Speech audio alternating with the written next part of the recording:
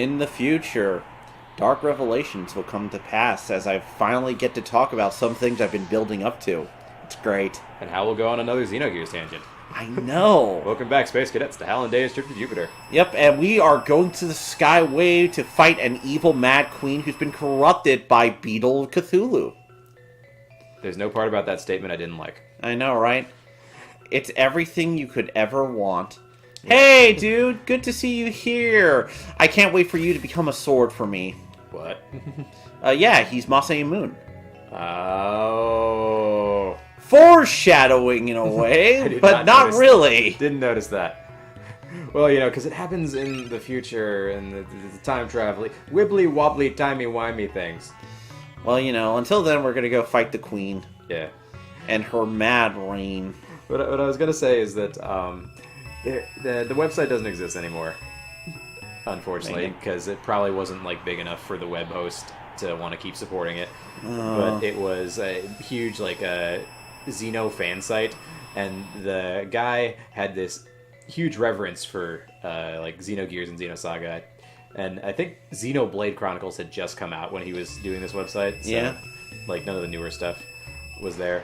But he talked about the Xeno games as the Russian heavy novels of JRPGs. I could see that. And I read a really long essay that he wrote about analyzing the beats of the story.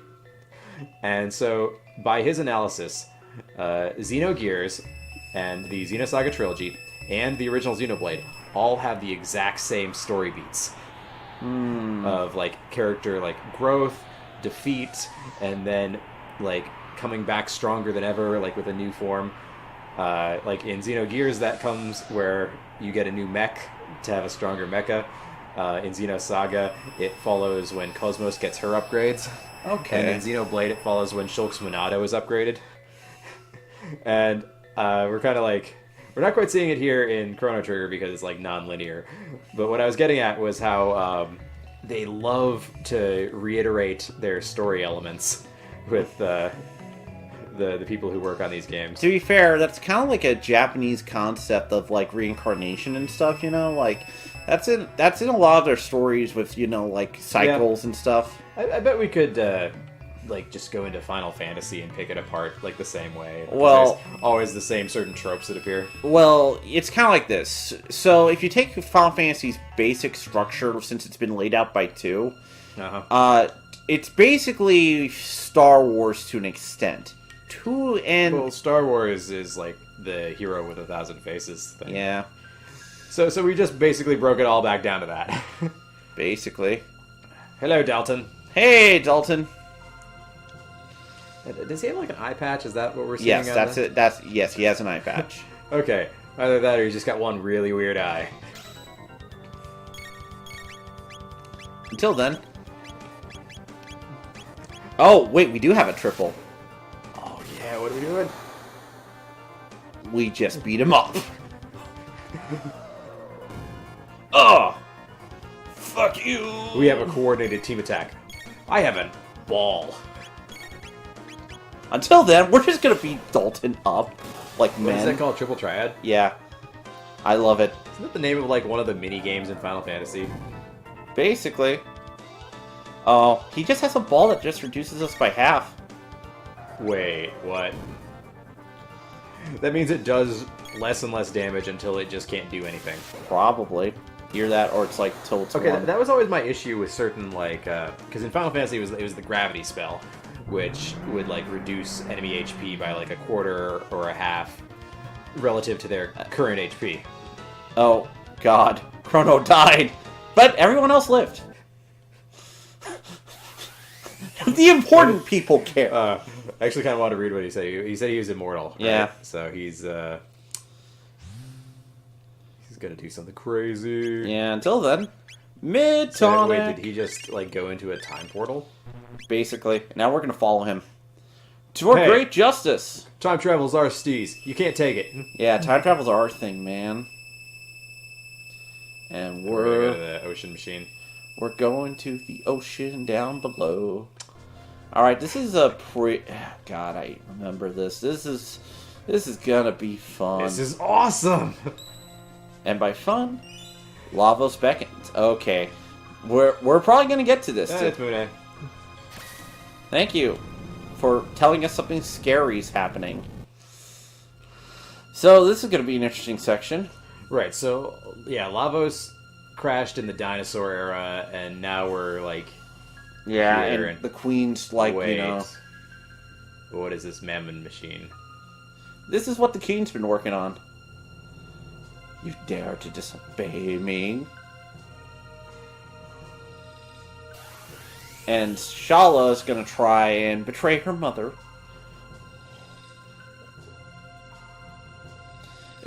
You know, cults. Man, fucking cults. I'm just loving, like, the sprite background artwork here. I don't know, this game is basically a masterpiece. Yeah, I would say that's accurate. Of its era. Like, I can't find any... Yeah. Well, I really should be more aware of the indie scene. Because so much of my taste is informed by, like, the classic gaming like this.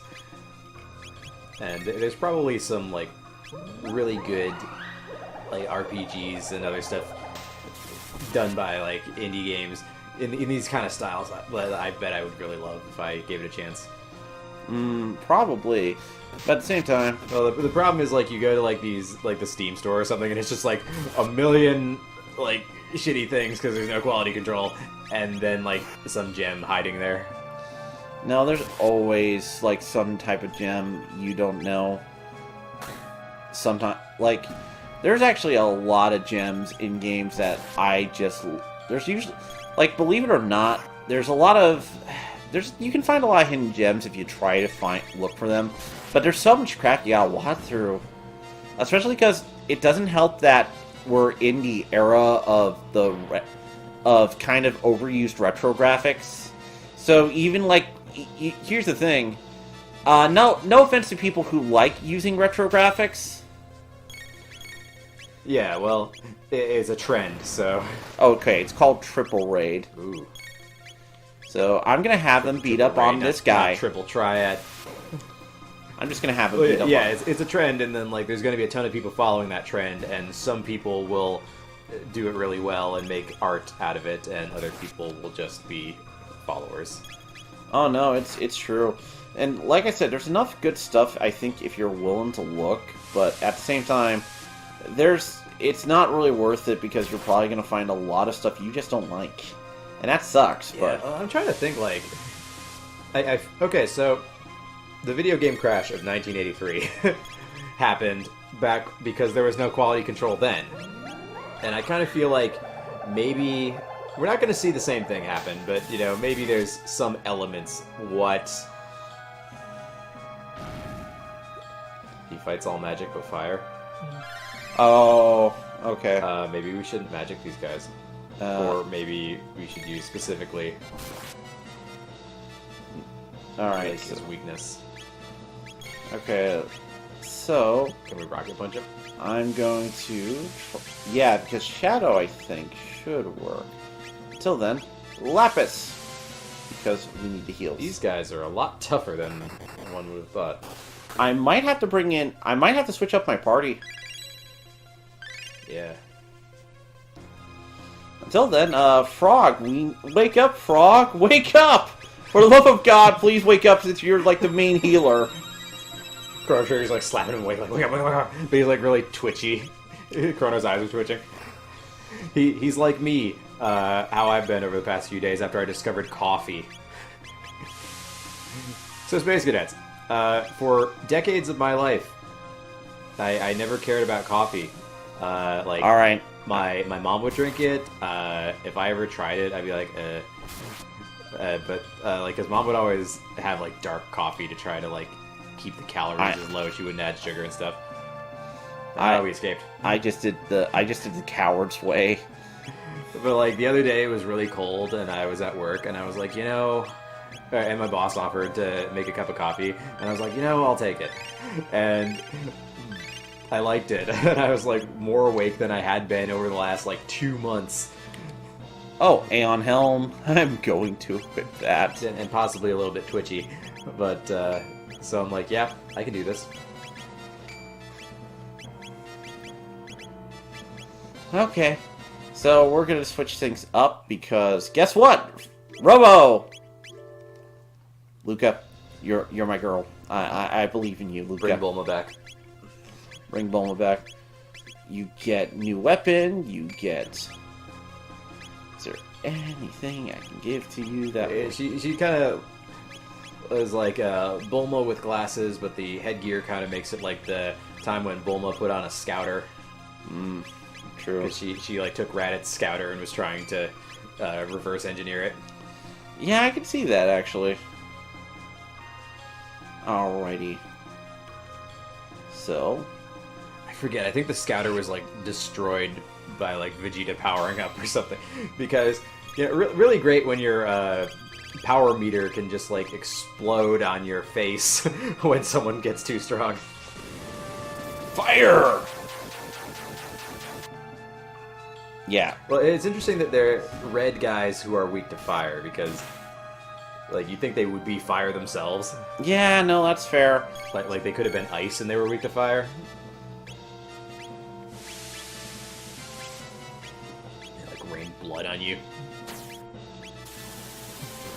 Die, monster! Yeah. So before we got distracted by difficult fights, we were talking about the like lack of quality control in certain areas of the games industry, because like on consoles, generally speaking, there is like this quality control because you got to get either like Nintendo or Sony or Microsoft to approve your presence there, especially if like it's a big like AAA title. And there's also like that barrier of entry due to like how much it costs to make a major game. But if you're still making like an indie game, then you can just like go on to like various stores like Steam or something. Basically, and you just put whatever you want up. And I always hear these stories about like the worst indie games ever made. And like there's like, I forget what it was, but there was like that one game that like it was like a terrible game, and they had like blood splatter effects that were taken from Google image searches, and they had even like failed to remove a lot of the white areas of those images. So you got like literal like just JPEGs splattering against the screen for their blood effects. oh god. And then they tried to like sue Jim Sterling or somebody because he gave them a bad review. No, a lot of people try to sue people for that stuff. Hold it, Runeblade. So I think that might be... Oh, Frog! Hey, you get a better weapon, Frog. Congratulations. Yeah, and I'm just like, I don't understand how any of that happens. One, it's very easy to, you know, edit your images. There's a lot of free image editors that would allow you to make decent effects. Two, critics have the right to critique. Well, no, they can't critique. What if I don't like them? Three, if you make shit, you should be aware of it. Genuinely, I agree on that end of the spectrum. Then again, I've always been very much, critical of things, especially because as comics, we don't really have a great criticism scene, I find. At the very least. Yeah, especially not nowadays, huh? Unfortunately, no. A lot of it comes down to is that, look, I'm gonna be honest here. A lot of our news sites are personally. A lot of it is run by fans to the worst extreme, and I'll say that. Yeah, I was gonna say that there's definitely some like socio-political motivations in some of their stances they take. I wouldn't even say socio-political motivations are the big issue we have to face in. Never mind that. If I'm gonna be honest, it's mostly because we end up like. So wait, what are these scouts? Water. Oh, water. We're gonna do a water blade. Until, yeah, but I have to not make Frog confused. Rabbit. What do I need to heal confusion? I've taken a lot of art classes in my time, and I will never forget some of like the fine arts classes that I had taken, where when a project was due, we would hang up all of our work. The entire class hung up their work on the walls, and everybody had to stand back and look at them and walk around, and we would go around to each piece individually, and the entire class had to say something about it and critique it. And, you know, but just being like, oh, it's good or it's bad, that doesn't fly. You gotta actually talk about the elements of the work. And be like, could they do this better? Or you think that this is done well? And so that's kind of like the background I come from. So to me, like, it's heavily ingrained in me now because of that. Where, like, you know, you analyze what you've done, you analyze what other people have done. And if you do that, you're gonna know if you made shit. Yeah. Especially if you've ever played, you know, if you're making video games, you probably have already played some other video games, so you know that you have a sense, at least in your mind, of what might be good or not. Well, comics are really hard with, like, criticism on that end, too, because one of the things, like I said, I come from a comics background, but the big issue is that a lot of news sites are also, like, review sites, and they have to rely on Marvel and DC to give them, like, review. It's worse. Like, imagine what video games have now, but somehow worse on that end. Wait, so you're saying they have to rely on Marvel and DC to like, give them the books, or what? Give them, like, news stories. Oh. So wait, do they find themselves where, like, if they start giving bad reviews, they'll get cut off? Yes. It doesn't help that you also have some comic creators using forums and stuff, and harassing some fans. Well, you know what? You can always tell, like, at least for, like, video games. So whenever a video game's about to come out, there's gonna be, like, a review embargo until a certain point when that game, like, the people have already received their review copies, they'll have already written their review, but they're not allowed to post that review online until a certain date set by the publisher. Yep. And the earlier that review comes out relative to the game's release date, the better the game is. You can always tell. Yep. Because it was like God of War, like the new God of War, the review embargo was like 2 weeks or something before. I could be wrong, but like some recent games from this year that were big hits had their reviews going up like way before the game came out, and you knew it's like, yeah, they're confident in their game, they know it's good. Basically.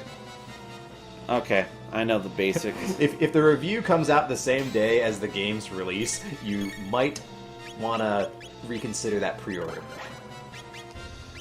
Oh, basically. Because that like happens with like all the like Sonic the Hedgehog games or something like.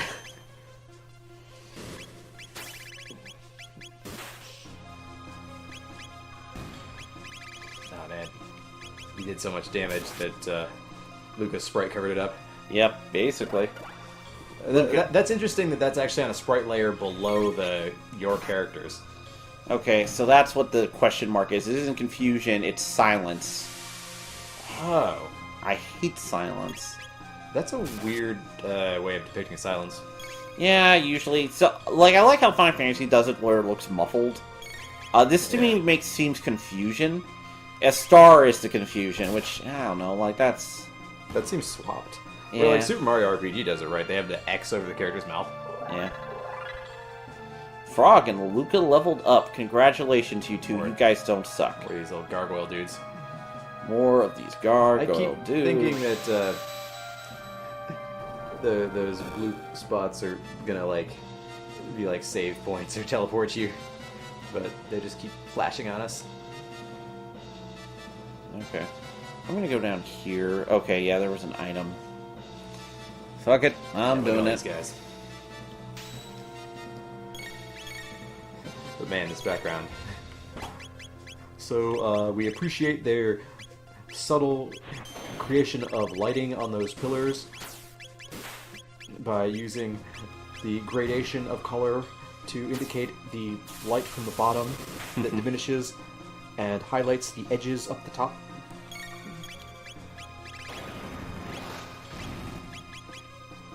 It's like you go from the really articulate art critic and it'd be like, okay, Thag, what do you think? Oh. Thag, like how it look. I agree with Thag.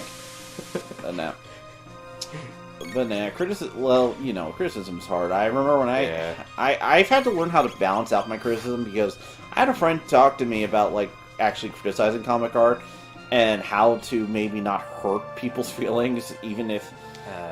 It's hard. It's one of those things that sometimes you are just going to hurt someone's feelings if you're criticizing. Because here's the thing. People don't want to suck. And I know that seems obvious, but, you know... And it's... it's hard for people to accept that they might not be the best, that no one ever was. Yeah. Well, let's listen to Yoda when he says that failure the best teacher is. I know, I just quoted the least popular Star Wars movie. Well, no, wait, Solo's a thing. Solo is kind of a thing. I was gonna say, Last Jedi. So wait, did people like Last Jedi better because after Solo? It depends. Or did the damage was I would done? say the big problem is not enough people saw Solo to have it like that. I didn't. I saw it, and it's really okay. I have a friend who works at a movie theater, and so she would often see movies, and she didn't even see Solo. It's one of those movie ideas people really wanted to do, but clearly okay. The thing about Solo is that I understand why Disney wanted to do it, because a lot of people want... Han Solo is like one of those big dream projects for Star Wars fans and like creators. And, you know, then again, there's been a lot of issues I've had overall with like the... I feel like we talked about this already, where you kind of said that, you know, Han Solo is kind of like perfect as he is, and trying to explain him doesn't really improve his character. There's not really a lot you can do. The only thing you could really do is make Han Solo like... The best Han Solo story is to just not explain his backstory and to just show maybe an event like a heist that he did. And I think people would have been fine with that. But then again, there's been a lot of bad decisions on how Star Wars has been handled, especially character-wise. Yeah. It's kind of a joke in toy fan circles that Finn doesn't sell. Well, I thought it was the Asian girl, like Rose, was a major shelf warmer. A couple of them are major self-warm. Okay, new trilogy people tend to be shelf warmers. We'll talk more about shelf warmers, Space Cadets, next time on Hal and Dave's trip to Jupiter. Between a rock and a hard place. Okay, I am here. Oh, fucking A! End scene.